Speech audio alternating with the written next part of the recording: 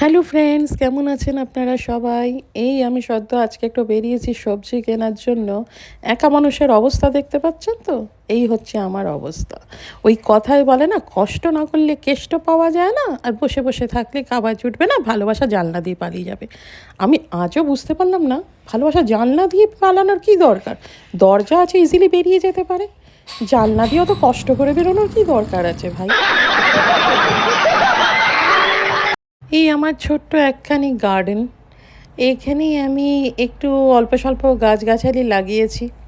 এইগুলোই রক্ষণাবেক্ষণ করতে আমার অবস্থা খারাপ হয়ে যায়। তো গাছগুলো দেখলাম মাটিগুলো একটু শুকিয়ে শুকিয়ে গেছে, এখন একটু ঠান্ডা হাওয়াটা এখানে প্রচণ্ড চলছে।